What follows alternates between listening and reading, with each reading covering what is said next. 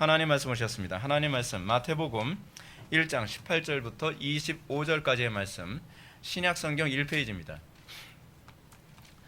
하나님 말씀은 마태복음 1장 18절부터 25절까지 말씀입니다. 신약성경 1페이지 찾으셨으면 제가 봉독하겠습니다. 예수 그리스도의 나심은 이러하니라. 그의 어머니 마리아가 요셉과 약혼하고 동거하기 전에 성령으로 잉태된 것이 나타났더니 그의 남편 요셉은 의로운 사람이라 그를 드러내지 아니하고 가만히 끊고자 하여 이 일을 생각할 때에 주의 사자가 현몽하여 이르되 다윗의 자손 요셉아 내 아내 마리아 데려오기를 무서워하지 말라. 그에게 잉태된 자는 성령으로 되는 것이라. 아들을 낳으리니 이름을 예수라 하라. 이는 그가 자기의 백성을 그들의 죄에서 구원할 자이심이라 하니라. 이 모든 일이 된 것은 주께서 선지자라 하신 말씀을 이루려 하심이니 이르시되 보라 처녀가 잉태하여 아들을 낳을 것이요 그의 이름은 임마누엘이라 하리라 하셨으니 이를 번역한즉 하나님이 우리와 함께 계시다 함이라. 요셉이 잠에서 깨어 일어나 주의 사자의 분부대로 행하여 그의 아내를 데려왔으나 아들을 낳기까지 동침하지 아니하더니 나음의 이름을 예수라 하니라. 아멘. 시간은 사도신경 7번째 강의가 되겠습니다. 성자께 대한 신앙 고백 3번째입니다. 성령으로 잉태되어 동정녀에게 나심이라고 하는 부분을 살펴보도록 하겠습니다. 성령으로 잉태되어 동정녀에게 나심. 사도신경을 고백할 때에 우리가 이제 던지는 질문이 있습니다. 사도신경은 우리만 고백하는 게 아니죠. 천주교도 고백을 합니다. 로마 가톨릭에서도 사도신경을 고백합니다. 이것 때문에 우리가 많은 루머도 있고 또 공격도 당합니다. 왜 천주교에서 고백하는 걸 니네들도 왜 고백하냐? 아니, 우리가 고백하는 걸 천주교가 고백하는 겁니다. 근데 문제는 뭐냐면 동일한 사도신경을 고백한다고 해서 동일한 신앙 고백을 하는 건 아니라는 사실입니다. 동일한 사도신경을 고백하는데 사도신경을 어떻게 해석하느냐에 따라서 완전히 다른 신앙 고백이 됩니다. 그러니까 여러분들 우리가 이 주일날마다 이 매번 예배 때마다 사도신경을 고백하는데요. 이게 몇 가지 문제점이 있습니다. 하나 뭐냐면 사도신경을 고백하는데 왜 하는지도 모르고 사는 거. 이거는 아무짝에도 쓸모가 없습니다. 또 천주교에서도 사도신경을 고백하는데 이 사도신경을 고백하는 해석이 우리와 다르다는 거. 신앙은 해석입니다. 신앙은 개념이지만 신앙은 해석입니다. 해석이 잘못되면 신앙이 아닙니다. 여러분들이 예수를 믿고 나서 여러분들에게 가장 먼저 달라지는 것은 해석이어야만 합니다. 내가 예수를 믿었는데도 불구하고 같은 신앙을 고백하는 사람들과 해석의 일치가 일어나지 않고 자꾸 충돌이 일어난다. 이건 신앙에 문제가 있는 겁니다. 또 내가 예수를 믿었다고 하는데도 불구하고 해석이 이전과 별반 다를 바가 없다. 종교 생활에 있어서는 해석이 달라졌다고 하는데 삶의 영역에 있어서 또는 내 어떤 직업에 관한 문제, 학문적 영역에 있어서 일반적인 영역에서 해석이 달라지지 않았다. 그것은 신앙 고백과 관련이 없습니다. 여러분들이 예수를 믿고 나서 가장 먼저 달라지는 것은 안목이 바뀌는 겁니다. 해석이 달라지더라는 것이죠. 그래서 거기서 여러분들이 세상과 구별되어지게 되는 것입니다. 따라서 우리가 같은 성경, 같은 고백서를 가지고 있다는 것은 별로 의미가 없습니다. 왜냐하면 이단들도 같은 성경을 가지고 있잖아요. 근데 같은 성경, 같은 고백서를 가지고 있어도 그 해석을 정확하게 일치를 하지 않는다고 한다면 우리는 같은 성경, 같은 고백서를 가지고 있다는 것에 아무런 의미를 둘 수가 없습니다. 이런 개념은 같은 설교를 듣고서도 다른 해석이 나온다는 것과도 관련을 맺고 있습니다. 여러분들이 한 목사를 통해서 이 설교를 듣는다 할지라도요, 여러분들이 어떻게 해석하느냐가 여러분들의 신앙입니다. 문제는 뭐냐면 칸트가 얘기하는 것처럼 우리는 어떤 소리를, 어떤 정보를 우리의 직관을 통해서 받아들였을 때에 우리 속에서 우리가 가지고 있는 카테고리에 의해서 재해석이 일어난다는 것입니다. 근데 그 해석이 성경적 해석이 일어나지 않고 내 경험과 내 이성에 의해서 재해석돼서 그것이 올바로 전달되지 않는다고 한다면 그것은 절대로 신앙으로 자리를 잡을 수가 없습니다. 이건 굉장히 중요한 문제입니다. 우리가 오늘 살펴보게 될 신앙 고백은 예수 그리스도께 대한 신앙 고백의 두 번째 고백입니다. 그는 성령으로 잉태되어 동정녀 마리아에게 나시고 우리가 다 아는 겁니다. 근데 아는 게 중요한 것이 아니라 우리가 어떻게 아느냐가 중요한 문제입니다. 우리는 알기 때문에 어떻게 알고 있다고 생각하는 그런 오류에 자꾸 빠지곤 합니다. 우리는 알고 있으나 모르고 있는 것들이 굉장히 많습니다. 아는 것은 내가 살아갈 수 있을 때 적용할 수 있을 때, 내가 열매를 맺을 때 비로소 알고 있는 겁니다. 열매를 맺지 못하는 건 사실은 아직 알고 있지 못하다고 봐야만 합니다. 자, 여기서 이 고백은 예수님께서 그리스도 되심을 고백하는 데서 아주 중요한 위치를 차지합니다. 근데 문제는 뭐냐면 가톨릭과 우리에게 있어서의 이 고백에 대한 관점이 다르다는 사실입니다. 우리는 이 예수 그리스도의 이 성육신 사건을 통해서 예수 그리스도의 두번성 1인격에 관한 고백을 할 수 있는 근거를 찾습니다. 근데 문제는 로마 가톨릭은 여기서 마리아의 위대함을 자꾸 끄집어내려 하고 있다는 사실입니다. 물론 천주교도 예수님이 완전한 사람이시고 완전한 하나님이시라고 하는 소위 기독론에 있어서 두번성 1인격이라고 하는 부분에 있어서는 동일하게 고백을 합니다.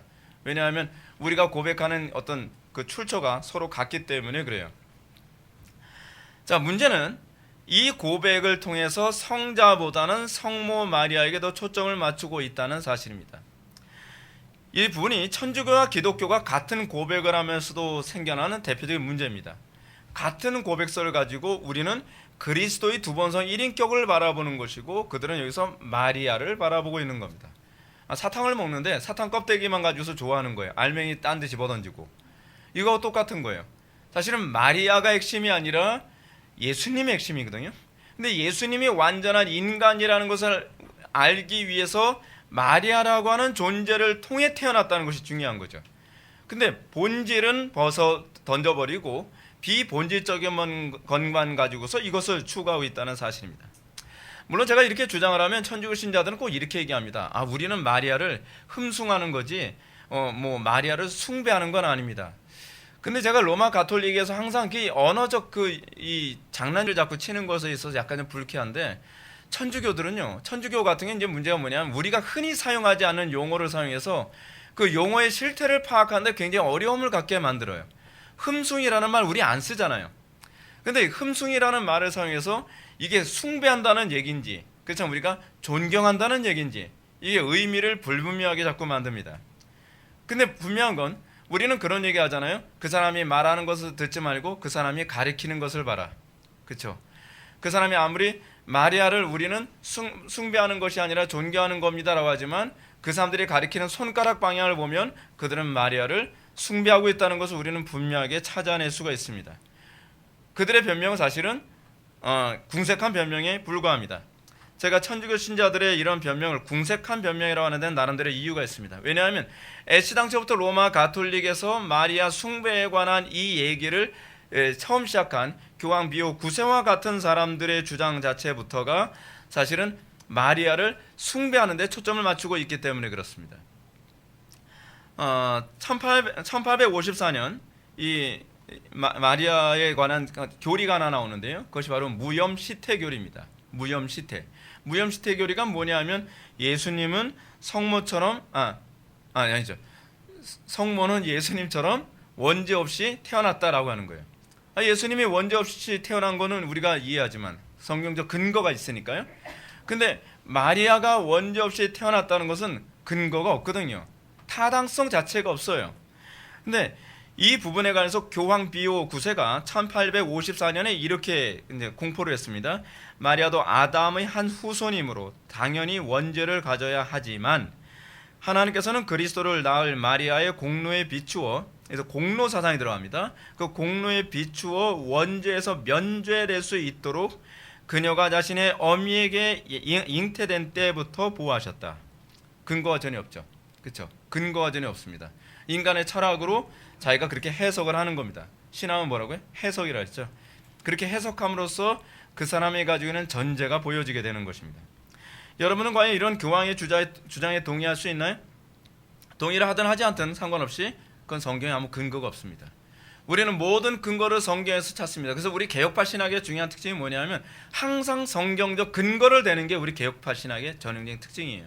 왜냐하면 가톨릭으로부터 종교개혁을 하면서 나왔기 때문에 그렇거든요. 가톨릭에서 성경적 근거가 없는 것을 가지고서 교리를 만들고 근거가 없는 것을 가지고 온갖 거짓된 말을 자꾸 만들기 때문에 우리는 반대로 모든 걸 성경적 근거로 해석을 합니다.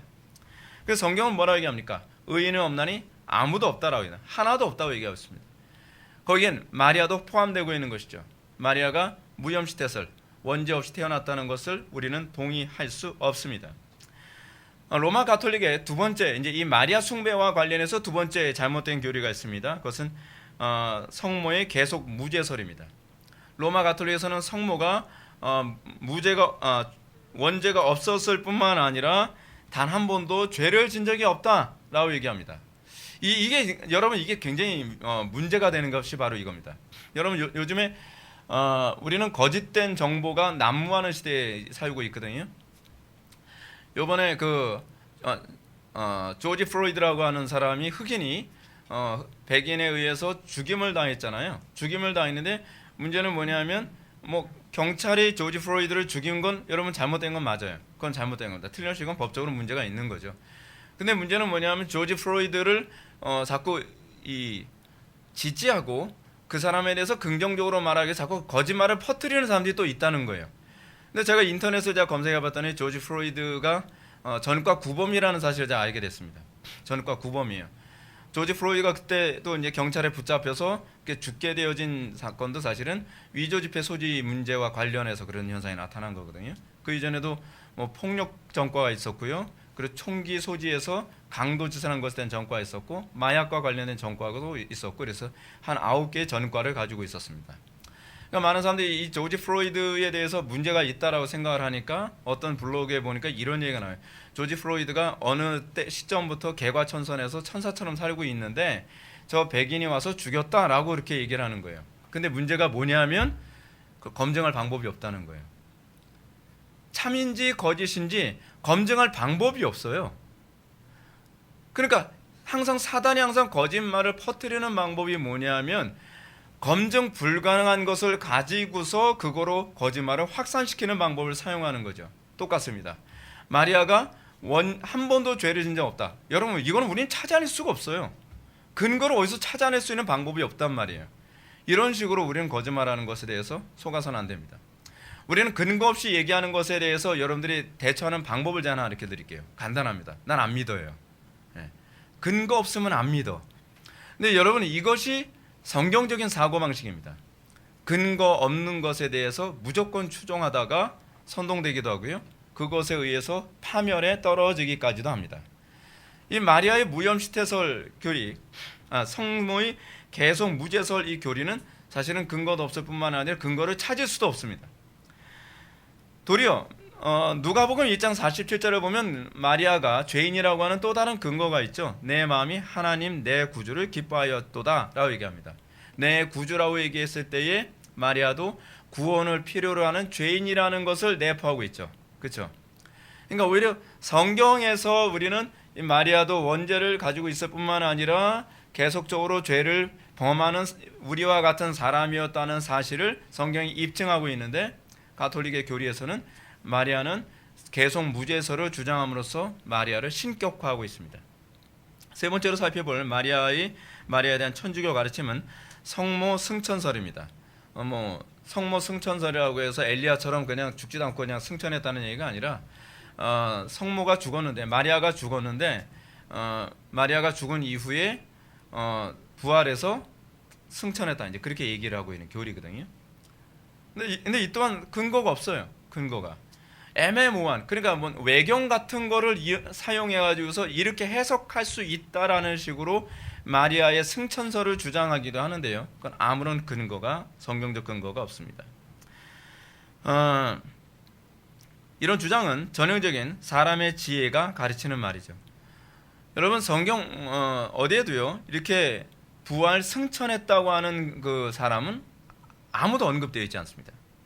어떤 분은 마리아에 대한 천주교 교리가 제2차 바티칸 공의회 하게 되면은 1962년부터요 1965년 기간 동안에 로마 가톨릭이 소위 일종의 자체 개혁을 하기 위해서 했던 것이 제2차 바티칸 공의회거든요. 근데 제2차 바티칸 공의회 이후에 가톨릭은 개혁이 많이 돼서 개신교화 됐다라고 주장하는 사람들이 많이 있어요. 그렇지 않습니다. 로마 가톨릭이 제2차 바티칸 공의회 때 개혁을 했다고 하는 것은 우리 보수적인 교회처럼 개혁했다는 것이 아니라 오히려 자유주의 교회처럼 개혁했다라고 보는 것이 훨씬 좋습니다. 그래서 한스 퀸 같은 사람들 그런 신학자들에 의해서 주로 이제 소위 칼바르트 신학 같은 것을 받아들여서 굉장히 오히려 우리 쪽에서는 더 리버럴해졌다고 봐야 돼요. 그래서 오히려 로마 가톨릭에 관한 평가는 뭐냐면 이전보다 나아진 것이 없다, 더 상태가 안 좋아졌다라고 보는 것이 가톨릭에 해석하는 정확한 방식입니다. 그러니까 로마 가톨릭에서는 마리아 교리에 관해서 많이 좀 긍정적으로 좋아졌다라고 얘기하는데 전혀 그것도 근거가 없습니다. 오히려 교황 요한 바오로 2세 2005년에 세상 떠난 교황이거든요. 이 사람 공산주의자였습니다. 폴란드 사람이었는데 교황 요한 바오로 2세는 이 마리아 교리에 관해서 이렇게 얘기했습니다. 사람을 남자와 여자로 창조한 주님은 구속에서도 새로운 아담 곁에 새로운 이브를 두기를 원하셨다. 그 근거가 어딘지 모르겠어요. 근거도 없는 얘기를 이렇게 해요. 그 결과 새로운 이브인 마리아는 기독교의 완벽한 상징이 됐다. 따라서 우리는 성모 마리아의 의지에 그녀의 도움으로써 하나님이 그녀에게 위임한 구속의 공동 주관자라는 유일한 역할을 의식할 수 있다. 아무 근거가 없는 자기네들 철학대로 그냥 재해석을 하는 것이죠. 그래서 마리아를 공동 구속 주관자라고 해서 소위 또 다른 소위 중보자로 승격시켜 버리면 합니다. 신격화하는 거죠. 신격화. 그러니까 아무리 우리는 마리아를 숭배하는 게 아니다라고 얘기해도요, 그건 설득력이 없어요. 왜냐하면 마리아에 대한 교황들의 선언을 들어보면 다 마리아를 신격화하고 있는 것이거든요. 그러니까 우리가 이런 부분에서 결코 속아서는 안 될 것입니다. 그럼 이제 우리가 사도신경을 그는 성령으로 잉태되어 동정녀 마리아에게서 나시고라고 고백하는 의미가 무엇인가에 관해서 우리가 오늘 시간 살펴보도록 하겠습니다. 첫째는 예수 그리스도의 구속 사역이 철저히 삼위일체적이라는 사실을 우리는 먼저 염두에 두어야만 합니다. 삼위일체론 저처럼 이렇게 많이 얘기하는 사람도 별로 없을 겁니다. 근데 그럴 수밖에 없는 게 뭐냐면 제가 삼위일체 교리에 대해서도 굉장히 고민을 많이 했었거든요. 그래서 뭐 바빙크 책도 읽고 무슨 책도 읽고 그러면서 삼위일체 교리가 정리될 때까지 제가 책을 읽으면서 개념을 잡고 나서 보니까 우리의 삶의 모든 부분이 다 삼위일체와 직접적인 관련, 직접적이든 간접적인 다 관련이 있다는 것을 알게 됐기 때문에 그렇습니다. 근데 예수 그리스도의 구속 사역부터가 삼위일체적입니다. 그러니까 성부 하나님께서 예수 그리스도의 성육신 사건을 작정하셨어요. 그리고 성자께서는 성육신 되셔서 그 작정을 완성하셨죠. 근데 그 성육신 하게 하시는 분이 성령님이시죠. 그렇죠? 그래서 성령으로 잉태되어라고 얘기하고 있습니다. 아주 전적으로 삼위일체적입니다. 이는 하나님의 구원이 삼위일체적으로 일어나고 있다는 것을 우리들에게 얘기하고 있습니다. 하나님의 구속사역에서 성부, 성자, 성령 세 분 하나님 중에 한 분을 떼서 생각할 수가 없습니다. 왜냐, 그 분은 일체적으로 우리와 함께 하시기 때문에 그렇습니다. 우리는 성령을 영접한다고 얘기합니다. 그렇죠? 우리는 주님을 영접한다고 하는데 그러면서 성령님이 우리 안에 내주한다고 하시지만 우리는 성령님만 내주하는 것이 아니라 삼위일체 하나님이 같이 내주하시는 거거든요. 그러니까 다 일체적입니다. 다 일체적이에요. 모든 구속사역이 삼위일체 하나님에 의해서 이루어진다는 얘기를 우리는 경륜적 삼위일체라고 얘기합니다. 그러니까 삼위일체를 어떤 얘기를 하는 두 가지 패턴이 있는데요. 하나는 뭐냐면 삼위일체 하나님은 어떤 식으로 존재하느냐, 뭐 이런 식의 좀 복잡한 얘기할 때 존재론적 삼위일체 이런 식으로 얘기하고요. 삼위일체 하나님이 어떻게 우리의 구원과 우리의 삶을 주관하시느냐 이런 얘기할 때를 뭐라 하냐면 경륜적 삼위일체 뭐 그런 식으로 이해하시면 됩니다. 근데 우리의 구속사역과 관련된 문제다 보니까 이 부분을 경륜적 삼위일체라고 얘기하는데요. 하나님께서는 성부 하나님 독자적으로 우리의 구원을 이루시는 것도 아니고 성자 예수님이나 성령 하나님이 독자적으로 우리의 구원을 이루시는 것이 아니라 성부, 성자, 성령 삼위 하나님의 그 일체적 사역을 통해서 우리의 구원 사역을 이루신다는 것을 기억하셔야만 합니다. 거기서 우리에게 소위 구원의 중요한 열매가 나타나게 되는 것이죠. 예를 들어서 이 부분은 굉장히 중요한 문제입니다. 이 부분을 인식하지 못하면 교회가 이상해지게 됩니다. 여러분 이제 좀 죄송한 얘기인데 우리 개혁파 쪽의 교회들이 주로 이제 교리만 주로 얘기하잖아요. 교리 얘기하면서 기도를 별로 안 해요. 뭐 기도 많이 한다 그러면 약간 좀 신사적인 사람이라고 좀 오해하는 경향이 있어요. 뭐 신사도 운동하던 사람이 아니냐, 그렇다면 뭐 은사주의에 빠졌던 사람이 아니냐, 막 그런단 말이에요. 그러면서 뭐 소리내서 기도하는 것도 막 제재를 가하고 오래 기도하면 또 걱정해요. 왜 이렇게 오래 기도하지? 저 사람도 약간 신비주의에 빠져 있는 사람 아닌가? 막 굉장히 걱정을 해요. 그러면서 오히려 어떤 사람을만 괜찮다고 생각을 하냐면 교리 공부 열심히 하고 책 열심히 공부하는 사람. 그래서 이제 기독론 중심적 신앙생활을 하는 사람이죠. 근데 여러분 그렇게 떼서 생각하면 곤란합니다. 근데 이렇게 그 교리 중심적으로만 신앙생활을 하는 사람들을 우리는 주로 뭐라고 얘기하냐면 소위 교조주의자들이라고 얘기합니다. 이 사람들은 주로 교리 가지고 다른 사람을 정죄하는데 굉장히 심각합니다. 기도 생활을 안 하니까 그 교리를 가지고 나를 들여다보는 것이 아니라 남을 잘 들여다봐요. 다른 사람의 현미경처럼 들여다봐요. 다른 사람이 일거수일투족을 다 들여다보면서 다 정죄하는 거예요. 말은 잘하는 것 같은데 저 말끝에 뭔가 있어. 뭐 그런 식으로요. 가시가 돋쳤어. 그래서 계속 정죄를 하는 거예요. 자기 눈에 들보는 안 보이고 남의 눈에 티가 현미경처럼 보이는 거예요. 근데 그걸 소위 이제 성령님을 의지하지 않고 교리만 추구하는 교조적인 교회들의 이제 특징이죠. 또 반면에 이제 성령님만 의지하고 말씀을 의지하지 않는 그 교회들의 특징이 무엇입니까? 설교 말씀은 대충 준비해요. 어떤 목사님 보니까 그런 유형의 교회 목사님들은 설교 거의 준비를 안 해요. 설교 준비하지 않고 그냥 오늘 하나님께서 주신 말씀이 있습니다. 제가 성경을 들춰보는데 성령께서 오늘 이 말씀을 주셨습니다. 또 지금 당장 주신 것처럼. 그러면서 성경 본문과 아무 관계없이 막 얘기해요. 사람들 막 감정 막 쥐어짜서 막 눈물 흘리게 만들고 뭐 코미디에서 웃기게 만들고 그런 사람들 막 굉장히 그런 은혜 받았다라고 생각을 하잖아요. 그리고 나서 덜 은혜 받은 사람들 향해서 이제 장풍을 쏘기 시작을 하죠. 막 환상도 보고 뭐 꿈도 보고 뭐 성령께서 지금 말씀하셨습니다. 지금 누가 지금 뭐 몸이 아프다 그럽니다. 오늘 이 시간 치유된 줄 믿으시기 바랍니다. 뭐 이런 식으로요. 그리고 제가 보기엔 저쪽 지역이 어딘지는 분명하지 않은데 저쪽 지역에 누군가 이제 병이 낫고 있습니다. 뭐 이런 식으로요. 그러니까 사람들이 뭐 난가 뭐 나가 아니면 다른 사람이겠지 이런 식으로 해서 뭐 자꾸 신비주의를 자꾸 조장하는 거예요. 그렇죠? 이제 그런데 거기엔 하나님의 진리의 말씀은 전혀 없어요. 여러분 성경을 사용하기 때문에 이것이 성경적일 거라고 생각하지 마시고요. 성령님을 추구하기 때문에 이것이 성경적일 거라고 생각하면 곤란합니다. 성령님 없이 성경만 할 경우에 우리는 이걸 뭐라 하냐면 교조주의라고 얘기하고요. 또 말씀 없이 성령님만 추구하는 것을 우리는 신비주의라고 얘기합니다. 한쪽은 이성주의고요. 한쪽은 직관주의입니다. 양쪽이 다 비성경적입니다. 항상 성부, 성자, 성령 삼위일체 하나님이 조합이 됐을 때 일체적으로 활동할 때만 그것만이 성경적이고 그것만이 올바른 은혜입니다. 여러분들이 좀 조심하셔야 될 게 바로 그겁니다. 우리가 이제 교리 중심적으로 그런 가는 교회들이 특히 우리 개혁파 교회들 같은 경우에는 기도를 정말 많이 해야만 합니다. 예수님이 기도를 얼마나 많이 하셨습니까? 그렇죠? 그러니까 항상 성령님께서 역사하시기를 소망하는 것을 하이델베르크 요리문답 93문인가요? 거기선 기도를 통해서 성령께서 역사하신다라고 이렇게 얘기하고 있거든요. 그러니까 기도하지 않고서 성령께서 우리 속에 역사하실 거라고 기대해서는 안 됩니다. 우리는 어찌하든지 교리를 많이 하면 많이 할수록 더 많이 기도하는 법을 우리는 터득하셔야만 합니다. 예수님께서는 습관적으로 기도하셨고요. 때로는 밤이 맞도록 기도하시기도 하셨고 더 성령님을 더 많이 의지하는 모습을 보게 됩니다. 특히 이제 복음서에서 예수님은 어떻습니까? 예수님은 이 땅에 오실 때도 성령으로 이 땅에 오셨습니다. 그렇죠? 또 예수님은 성령으로 세례를 받으셨습니다. 그렇죠?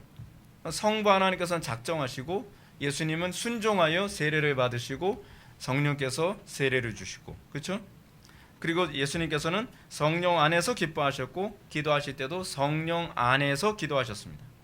오늘 우리가 고백하는 신경을 보십시오. 사도신경은 예수님이 성령으로 마리아의 몸에서 잉태하셨다라고 얘기합니다. 삼위일체적입니다. 아버지의 작정하신 대로 성자께서는 순종하셨고 그리고 거기에 성령께서 역사하심으로 성육신이라고 하는 위대한 사건이 일어나게 된 것입니다. 예수님의 구속사역은 철저히 삼위일체적입니다.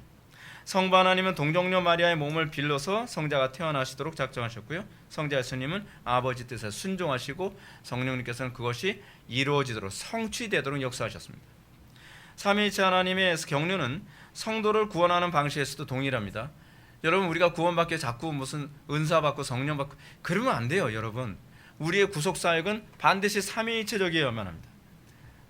성부 하나님은 구원하심을 선택하실. 여러분들 제일 싫어하시는 게 그거 아닌가요? 선택, 작정, 막 알레르기 반응이 일어나죠. 근데 선택과 작정을 인정해야만 하는 게 뭐냐? 그게 성부의 영역이기 때문에 그래요. 성부께서는 선택하시고 작정하십니다. 그리고 성자께서는 그러니까 여러분들이 예정과 작정을 부정한다는 건 삼위일체 하나님의 사역에서 성부 하나님의 사역에 대한 거부감을 표현하는 거예요. 그러니까 성부께서는 구원받을 자를 선택하시고 작정하시죠.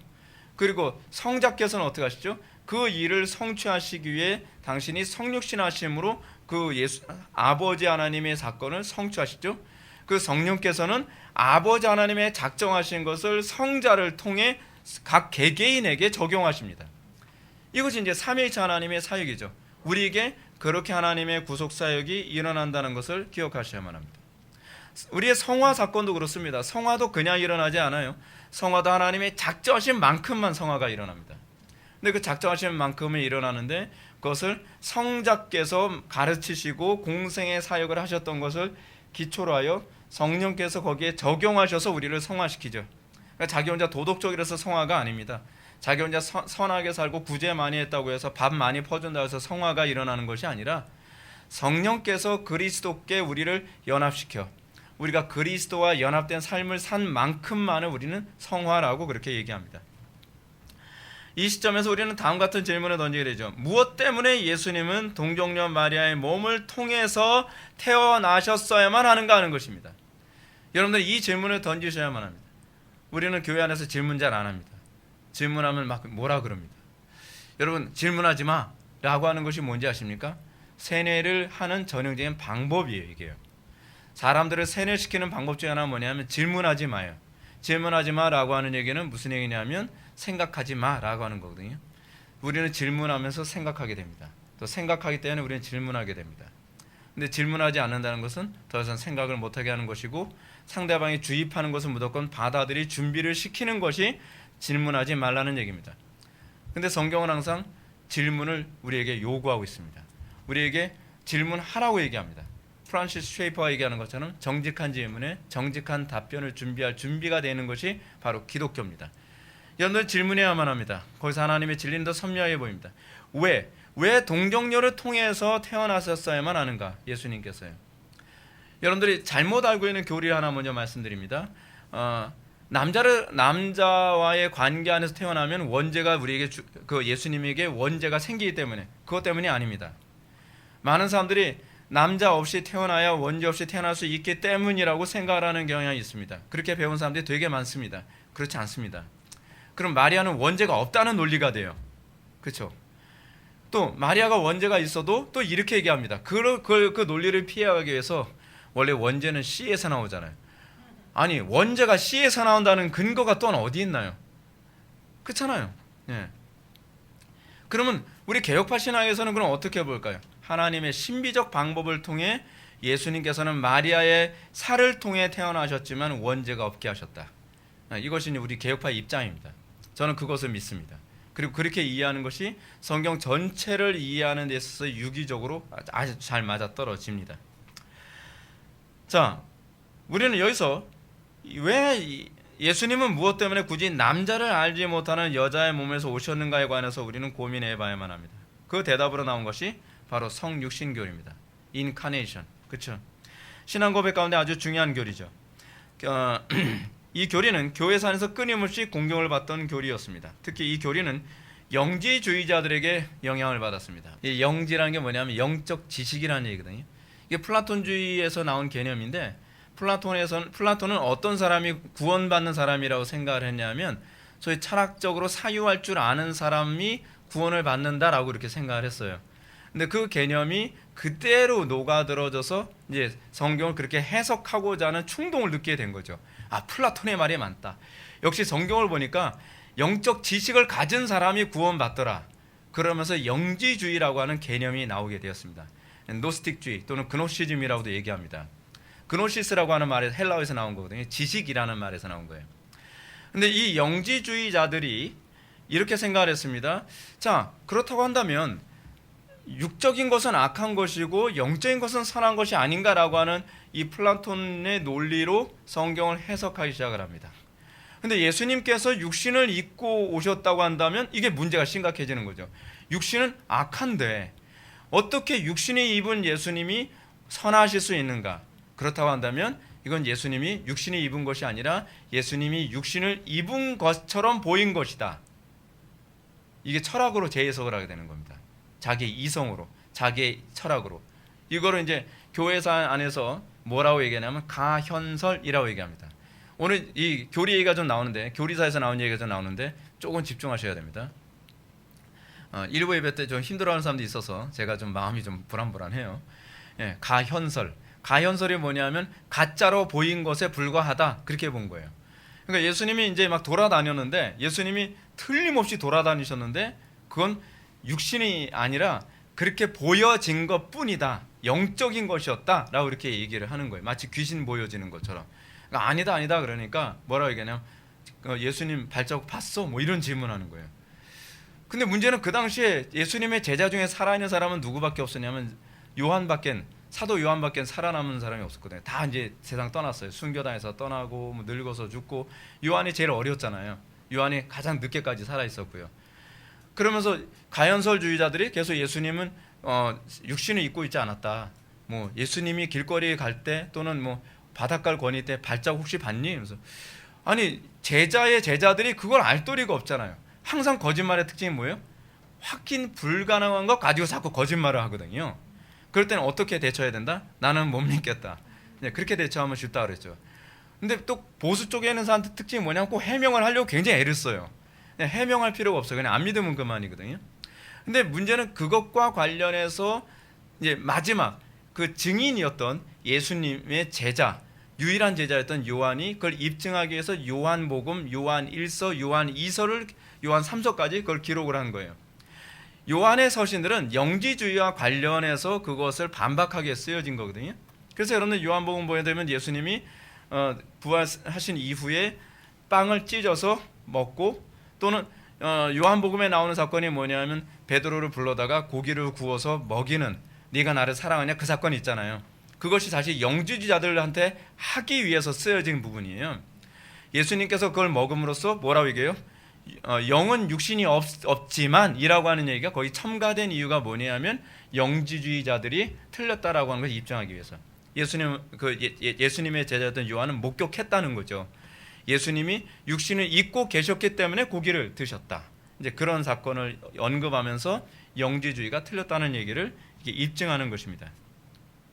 문제는 뭐냐면 여러분들이 기억해야 될 게 이겁니다. 여러분들의 경험을 가지고 성경을 해석하려는 유혹을 여러분들은 뿌리쳐야 된다는 겁니다.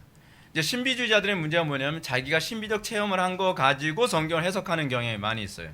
자기가 은사 체험하고 자기가 어떤 신비적 체험한 거 가지고서 그래, 그 얘기가 이거야. 아니, 그 얘기가 아닐 수도 있다니까요. 예. 근데 또 이성주의자들은 뭐냐면 자기가 가지고 있는 철학적 관점들, 그러니까 영지주의자들이 그런 사람들이었잖아요. 자기가 가지고 있는 철학적 관점들, 자기의 경험을 가지고 자꾸 성경을 해석하면서 자꾸 오류에 빠지는 경향이 있었다는 사실입니다. 여러분, 성경은요, 그래서 칼빈이 그 얘기를 하는 거예요. 성경이 가라고 하는 데까지 가고 성경이 멈추라는 데서 멈추고 성경이 침묵하는 데서 침묵해야 된다. 그래서 칼빈이 가장 경계했던 것이 그래서 스콜라주의입니다. 철학적 관점으로 성경을 해석하는 태도를 버려야 된다. 우리는 오로지 성경의 일관성을 가지고서 해석해야 된다. 우리는 그 관점을 우리는 반드시 회복해야만 합니다. 사랑하는 성도 여러분, 제가 다시 한번 반복해서 강조하지만 성경은 우리의 이성과 철학과 경험으로 해석해야 될 대상이 아닙니다. 도리어 정반대로요, 성경의 논리와 관점이 우리를 해석하도록 만들어야만 합니다. 여러분들 이걸 잊어서는 안 됩니다. 성경이 우리를 해석하도록 만들어야지 내가 성경을 내 방식대로 해석하면 안 됩니다. 성경이 우리를 해석하게 될 때에 우리는 내가 죄인이라는 것을 알게 되고요, 성경이 우리를 해석하게 될 때에 내가 항상 오류투성이라는 것을 발견하며 회개하게 됩니다. 근데 내가 성경을 해석하려고 할 때에 거기서 이단이 나오는 거예요. 그러니까 이 부분을 우리가 이 오류에 빠지지 않도록 굉장히 조심해야만 합니다. 요한의 서신들은 이런 영지주의자들의 가르침을 바로 잡아주기 위해서 기록되었죠. 그래서 요한 2서 7절을 보면 이런 경고가 나옵니다. 미혹하는 자가 세상에 많이 나왔나니 이는 예수 그리스도께서 육체로 오심을 부인하는 자라. 이런 자가 미혹하는 자요 적그리스도니. 예수님께서 그리스도께서 육체로 오심을 부정하는 영지주의자들 얘기하는 겁니다. 요한 1서 4장 2절도 보게 되면 이로써 너희가 하나님의 영을 알지니 곧 예수 그리스도께서 육체로 오신 것을 시인하는 영마다 하나님께 속한 것이요 라고 얘기합니다. 그러니까 우리가 흔히 많이 빠지는 게 있잖아요. 여러분들 제가 우리 교회에 이제 아예 오리지널 생뚱이들이 우리 교회 왔을 때는 훨씬 쉬워요. 어떤 분이 이제 이런 얘기합니다. 새 신자들이 오면 이 회복의 교회에 적응할 수 있나요? 제가 그럴 때 꼭 이런 얘기합니다. 그런 사람들 거의 100% 적응합니다. 그럼 어떤 사람이 적응을 안 할까요? 다른 교회에서 선입견을 가지고 있는, 다른 교회에서 내가 알고 있다고 생각하는 나름대로의 교리적 체계를 가지고 온 사람들이 이 사람들이 잘 안 바뀌어요. 그래서 제가 설교를 막 하고 나면 그렇지, 내가 알고 있는 게 역시 맞는 거였어. 근데 아니거든요. 제가 얘기를 나눠보면 그분이 비슷하다 보니까 해석을 잘못하고 있는 거예요. 해석을요. 그러니까 여러분들이 잘못 배운 것은요, 이게 뜯어 고쳐지기 전에는 여러분들 신앙이 잘 되지가 않습니다. 비슷해지긴 하는데요, 정확한 신앙이 되지가 않아요. 그래서 여러분들이 우리 교회에서 신앙생활을 할 때 여러분들 해야 될 게 뭐냐면, 나는 포맷 시키고 새로 배운다. 네, 그게 안 돼요. 그렇게 하는 방법은 딱 하나밖에 없습니다. 기도밖엔 방법이 없습니다. 성령께서 조명해 주셔야 알게 돼요. 성령께서 딱 조명해 주시면, 내가 요거와 요거의 차이를 몰랐구나라는 걸 알게 돼요. 근데 그거는요, 이성으로 알아지지가 않아요. 이성으로 알아질 만큼 그렇게 차이가 분명하지가 않습니다. 성령께서 조명해 주셔야만 비로소 알아지게 되는 거죠. 왜냐하면 사단은 거짓 영이다 보니까 얼마나 잘 속이는지 몰라요. 하여간요. 그래서 신앙이란 무엇입니까? 하나님의 말씀을 내 이성이나 내 경험으로 가감하지 않는 것이 신앙입니다. 참 믿음이란 하나님을 아는 것을 대적하여 높아진 것을 다 무너뜨리고 모든 생각을 사로잡아 그리스도께로 복종하는 겁니다. 내 생각으로 성경을 해석하는 것이 아니라 성경에 의해서 내 생각을 그리스도께 복종하게 되는 것, 내 경험을 그리스도께 복종하게 되는 것, 그것이 참된 신앙입니다.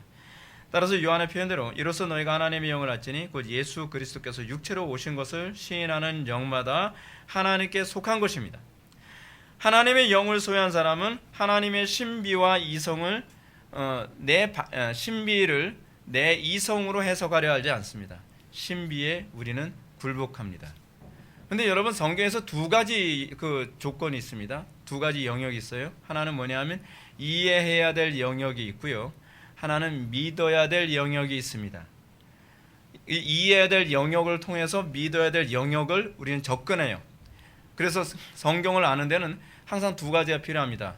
이성의 조명과 성령의 조명이 필요해요. 그래서 우리의 이성은 항상 신앙하는 이성이어야 돼요.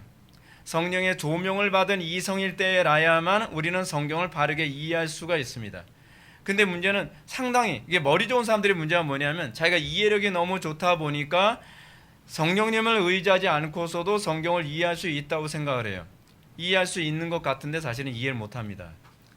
그래서 우리는 많은 부분을 내 이성으로 납득이 안 되는 부분을 내 철학과 내 경험과 내 논리로 재해석해서 이해하고 있다고 자꾸 생각을 하죠. 성경 틀림없이 이렇게 얘기합니다. 세상이 자기 지혜로 하나님을 알지 못한다고 얘기하고 있습니다. 우리 지혜로 하나님을 알 수 없습니다.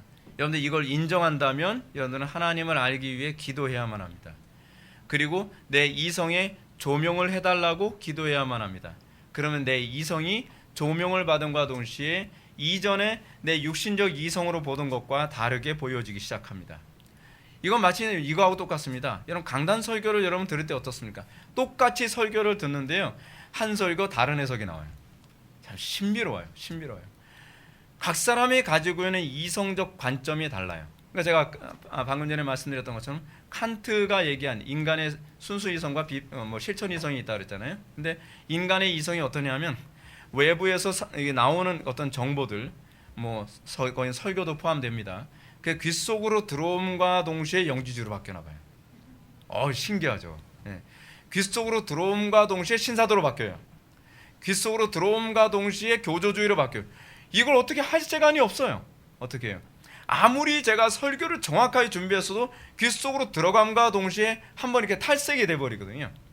그런데 칸트가 뭐라 하냐면 이게 카테고리라는 거예요. 카테고리에서 이게 바뀐대요. 그러니까 여러분들이 이 카테고리가 바뀌는 건요, 여러분들의 노력으로 안 돼요. 성령님이 하셔야 돼요. 성령님께서 카테고리를 리세팅을 해주셔야 되거든요. 새로 세팅을 딱 해주시면 들어갈 때 이게 제대로 들어가게 되는 거예요. 네, 제대로 딱 들어가서 아, 그 소리가 그 소리구나라고 하게 되는 거죠. 근데 문제는 여러분들이 이성으로 이것을 다르게 받아들이면 바뀌어 버린다는 겁니다. 근데 이제 문제가 뭐냐면 오늘날 강단에서 더 심각한 문제가 발생해요. 사람들이 하나님 말씀을 받아들이는데 그런 식으로 받아들이는 걸 아는 눈치채는 목사님들은 어떠냐면 그 사람들이 복음을 쉽게 받아들일 수 있도록 자기가 셀프 세팅을 해요. 셀프 세팅을 어떻게 하냐면 십자가를 제거하고요, 거기다 성공과 출세와 형통으로 채워놓는 겁니다. 그럼 아멘 폭발합니다. 그냥, 그죠? 그리고 값싼 복음, 위로의 복음, 긍정의 복음, 내적 치유의 복음으로 거기다 다 싸그리 막 집어넣는 거예요. 그래서 사람들은 아멘 폭발하죠. 근데 사람들은 이게 교리적 체계가 머릿속에 다 망가져 있는 거예요. 다 망가져요. 그 결과 교회는 세상과 구별됨 없는 집단, 사회 기류에 저항 없이 흘러가는 죽은 물고기들, 그리고 어둠 속에 불 꺼진 등대, 썩어져가는 세상의 구더기 같은 존재들로 가득 차게 되는 겁니다. 오늘날 기독교예요. 그게 오늘날 기독교예요. 그렇죠? 불 꺼진 등대들, 그죠?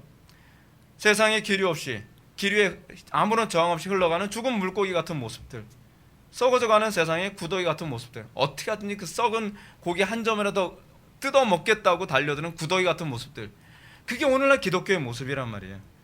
우리가 진정으로 하나님의 영을 소유했다면 내 생각과 철학과 말씀을 가감하는 것이 아니라 말씀으로 내 생각과 철학이 리세팅이 돼야 돼요.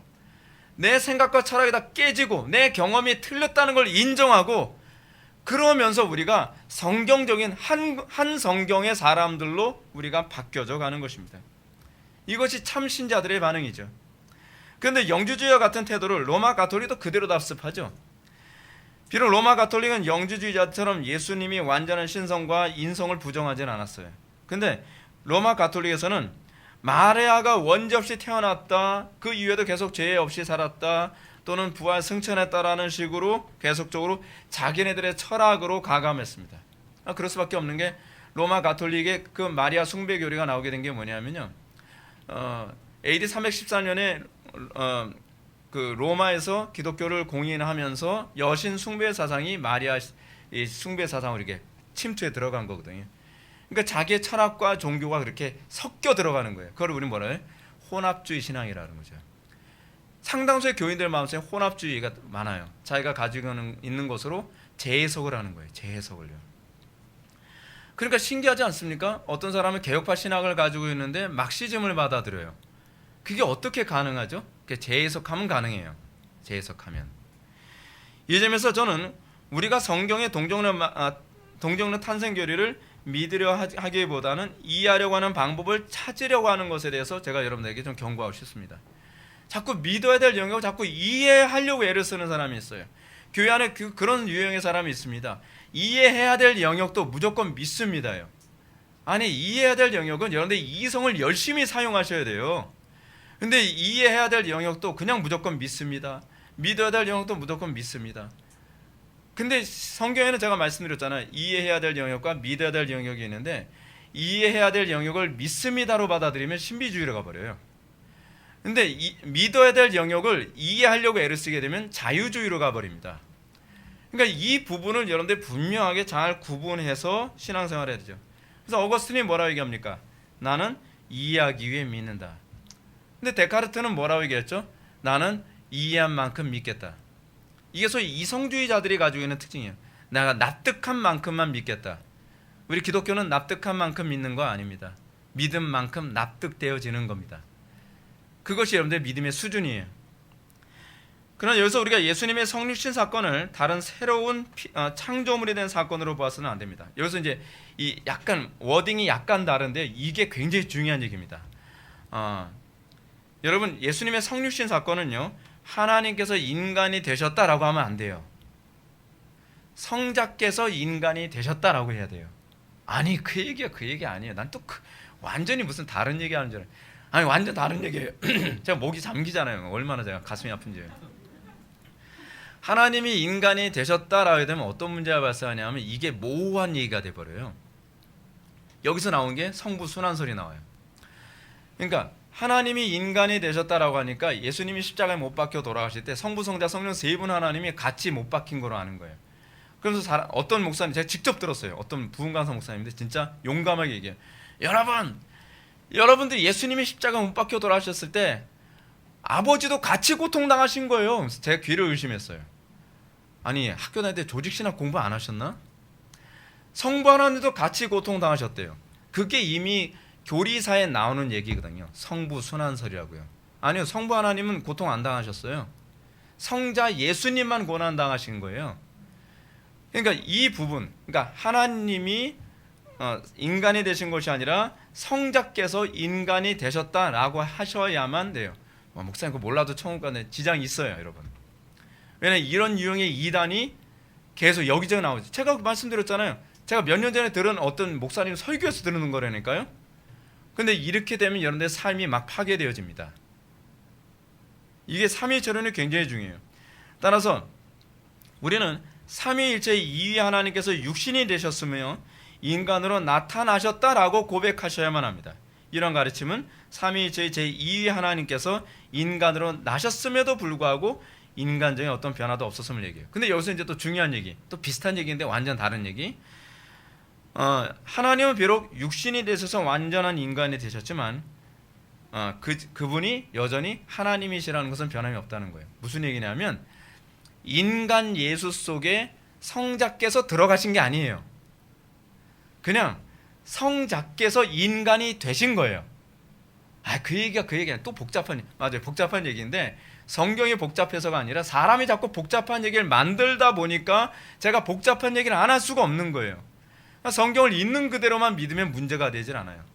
여러분, 성자께서 사람의 육체에 들어가셨다라고 해야 되면요, 이게 양자론이 돼버려요.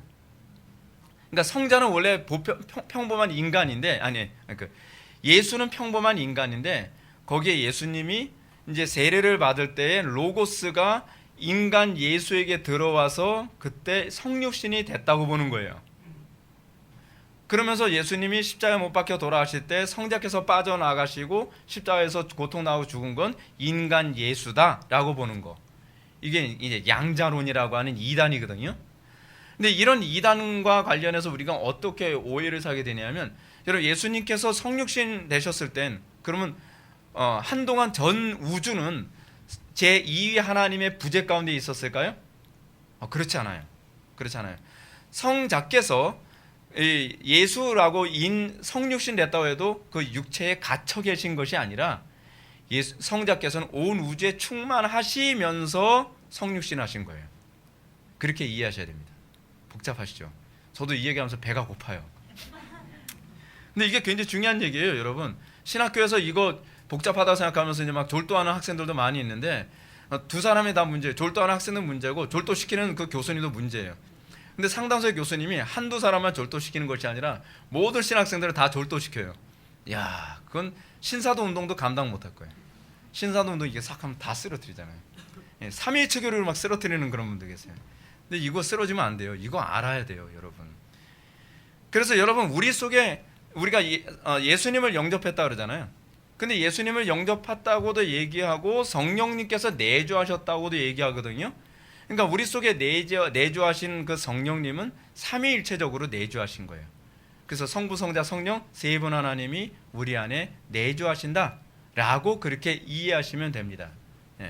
그것이 올바른 이해예요.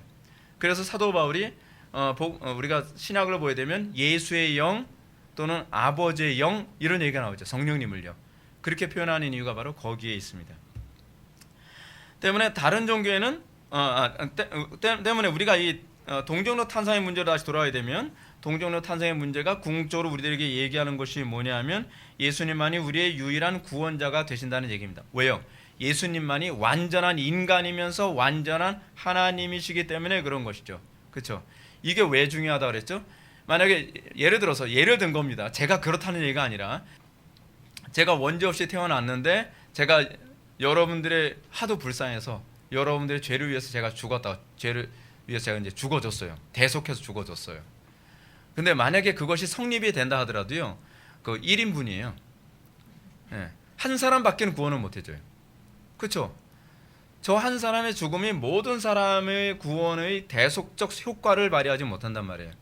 근데 과거, 현재, 미래의 모든 사람의 대속적 효과를 발휘하려면 그 사람이, 그러니까 저 사람의 그 죄를 대속하려면 나도 동일한 인간이어야만 대속이 가능하죠. 그렇죠? 근데 그것이 모든 사람들에게 다 혜택이 주어지려면 그 혜택을 주는 분은 하나님이셔야 돼요. 그래야 과거, 현재, 미래의 모든 사람들이 혜택을 줄 수 있죠.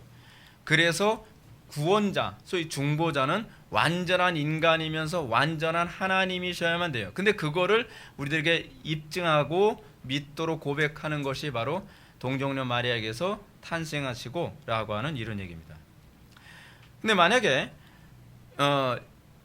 이 예수님이 완전한 하나님이신데 그분이 우리의 삶에 개입을 못한다고 한다면 이거는 우리에게 구원이 발생하지 않죠. 자, 이해를 돕기 위해서 이렇게 말씀드릴게요. 부자가 있는데요. 부자가 돈이 엄청 많아요. 어떤 가난한 사람이라도 다 도와줄 수 있어요. 어떤 신용불량자라도 다 도와줄 수 있는 부자가 있어요. 근데 문제가 뭐냐면 그 부자가 그 신용불량자하고 만날 접촉점이 없어요. 그럼 구원을 줄 수 있어요, 없어요? 돈이 아무리 많아도 줄 수가 없어요. 접촉점이 있어야 되거든요. 근데 또 반대로 한번 생각해 봅시다.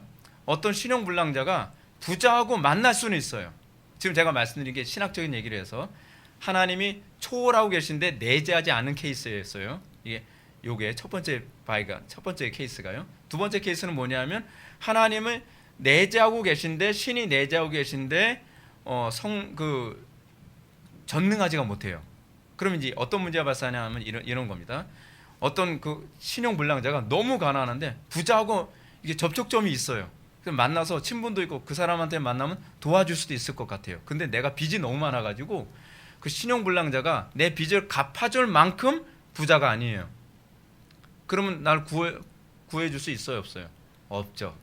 그래서 항상 구원에 아주 중요한 두 가지 조건이 하나 있는데요. 신학에서 아주 힘든 용어가 하나 있어요. 그건 뭐냐면 초월자이시면서 동시에 내재자여야 된다.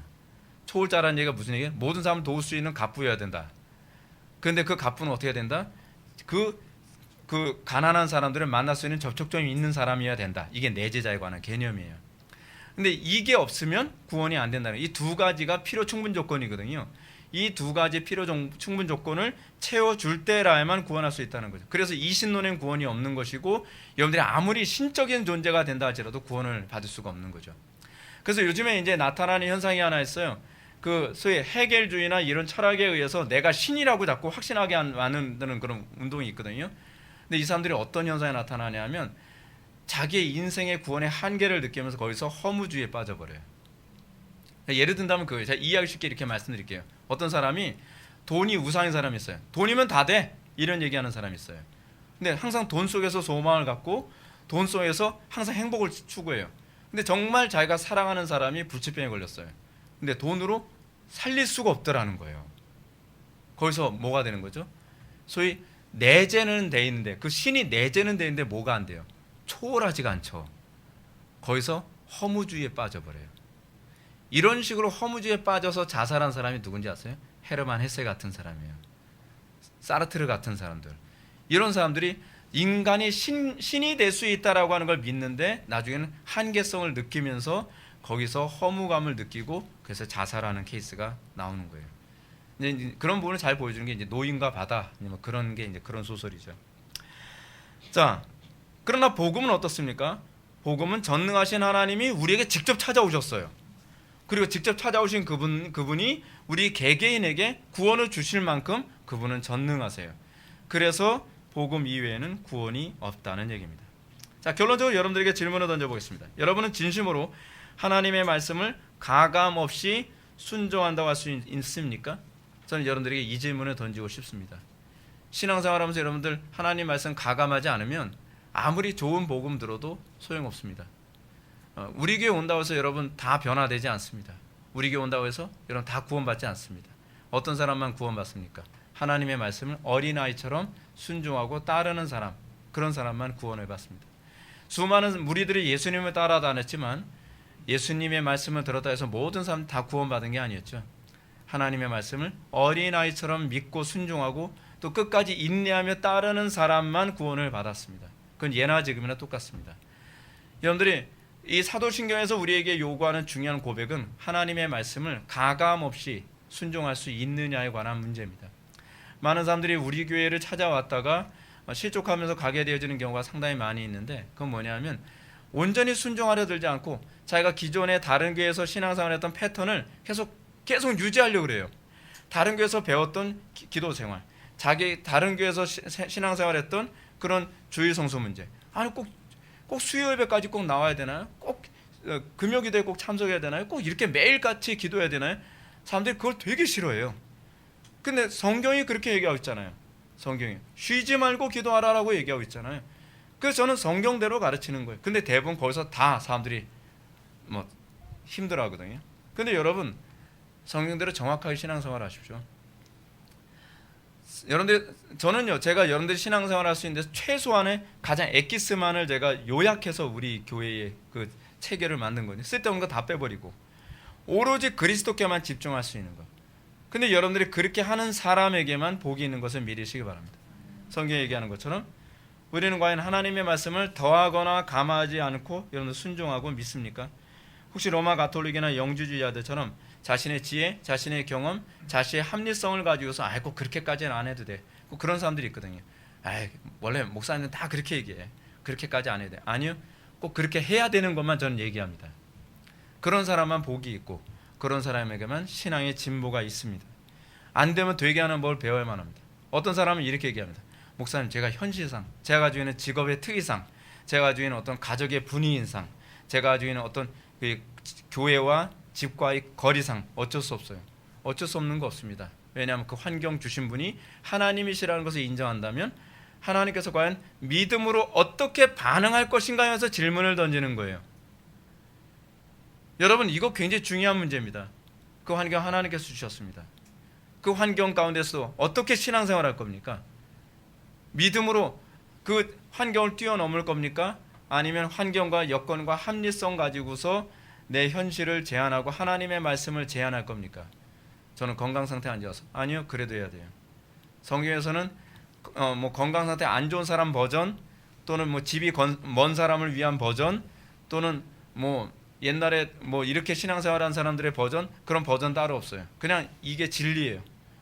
그리고 오로지 그 방법대로 살 수 있도록 우리가 믿음으로 극복해야 돼요. 어떻게 해요? 기도하는 것밖에 다른 방법이 없어요. 예수님 말씀처럼 기도 외에는 이런 이유가 나갈 수 없느니라. 그래서 여러분들이 우리 교회 오게 되면 힘든 게 이거예요.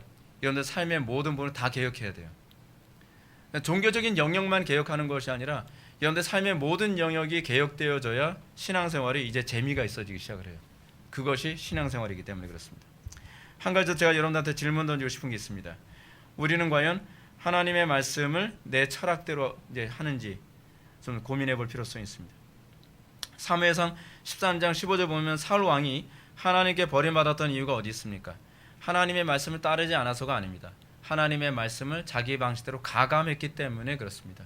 순종 기껏 해놓고 나서 자기 눈에 보기 좋은 건 싹 in my pocket, 또 자기의 그 마음에 이쁜 거 그거는 다 감춰놓고, 그래서 결국 하나님께 징계받은 것 아닙니까?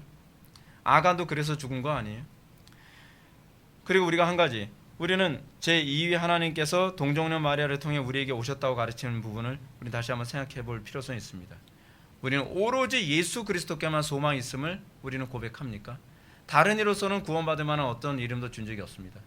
돈이 여러분들의 우상이 돼서는 안 되고, 명예가 여러분들의 우상이 돼서는 안 되고, 인맥이 여러분들의 우상이 돼서는 안 되고, 어떤 것도 여러분들에게 우상이 돼서는 안 됩니다.